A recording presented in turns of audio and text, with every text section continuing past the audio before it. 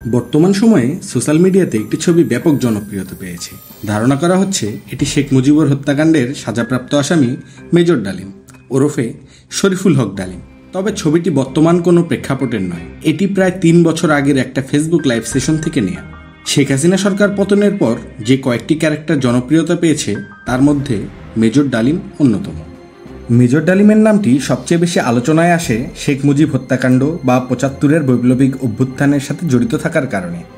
এছাড়াও কথিত আছে শেখ মুজিবুরের জ্যেষ্ঠ পুত্র শেখ কামাল মেজর ডালিমের স্ত্রীকে অপহরণ করেন এবং শ্লীলতাহানি করেন, যার কারণেই মেজর ডালিম শেখ মুজিব হত্যাকাণ্ডে অংশ নেন।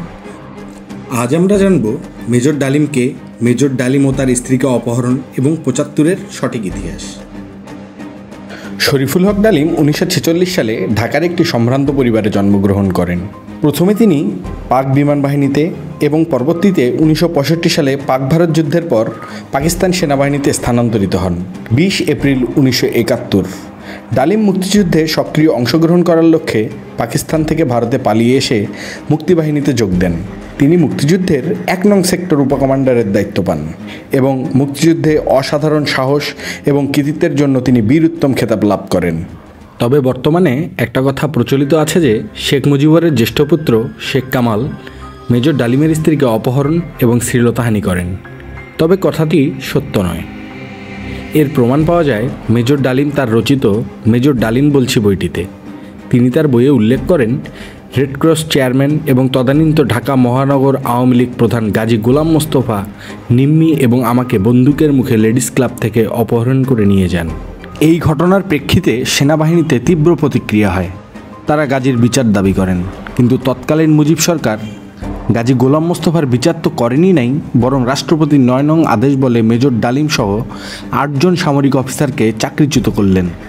তৎকালীন আওয়ামী সরকারের একনায়কতন্ত্র মনোভাব, সেনাবাহিনীর প্রতি অনাস্থা, বাকশালী শাসন ব্যবস্থা, ক্ষমতার লোভ, দুর্নীতি জনমনে ব্যাপক অসন্তোষ তৈরি করে। এরই ধারাবাহিকতায় গণতন্ত্র পুনঃপ্রতিষ্ঠা করার লক্ষ্যে এবং দেশবাসীকে শ্বাসরুদ্ধকর পরিবেশ থেকে মুক্তি দেওয়ার জন্য সেনা পরিষদ একটি বৈপ্লবিক অভ্যুত্থান সংগঠিত করার সিদ্ধান্ত নেয়, যার ফলস্বরূপ একটি বৈপ্লবিক অভ্যুত্থান বা শেখ মুজিব সহ তার পরিবারকে হত্যা করা হয়। মেজর ডালিম সরাসরি এ হত্যায় অংশগ্রহণ না করলেও এই বিপ্লবের সাথে সক্রিয়ভাবেই জড়িত ছিলেন। মুজিব হত্যার পর তিনিই বাংলাদেশ বেতারের নিয়ন্ত্রণ নেন এবং খন্দকার মোস্তাকের ক্ষমতা দখল সংক্রান্ত ঘোষণাটি তিনিই পাঠ করেন। ১৫ই আগস্টের পর তিনি পুনরায় সেনাবাহিনীতে যোগদান করেন এবং লেফটেন্যান্ট কর্নেল পদে পদোন্নতি পান। এরপর তিনি বিভিন্ন সময় বিভিন্ন দেশে বাংলাদেশি দূতাবাসে বিভিন্ন পদে গুরুত্বপূর্ণ দায়িত্ব পালন করেন। ১৯৯৫ সালে তিনি সরকারি চাকরি থেকে অবসর গ্রহণ করেন। ১৯৯৮ সালে শেখ মুজিব হত্যা মামলায় মেজর ডালিমকে মৃত্যুদণ্ডাদেশ দেয়া হয় এবং ২০২১ সালে তার বীর উত্তম খেতাবটিও বাতিল করা হয়। উভয় সময়ই আওয়ামী লীগ সরকার ক্ষমতায় ছিল। বর্তমানে তিনি পৃথিবীর কোন দেশে অবস্থান করছেন তার সঠিক তথ্য কারো কাছেই জানা নেই। ভিডিওটি শেষ করার মুহূর্তে আপনাদের কাছে একটি প্রশ্ন রেখে যেতে চাই, মেজর ডালিম সত্যিই কি একজন ন্যাশনাল হিরো, নাকি সে তার ব্যক্তিগত ক্ষোভ থেকে শেখ মুজিব হত্যাকাণ্ড বা বৈপ্লবিক অভ্যুত্থানে অংশ নেন? উত্তরটি অবশ্যই কমেন্ট করে জানাবেন। ধন্যবাদ।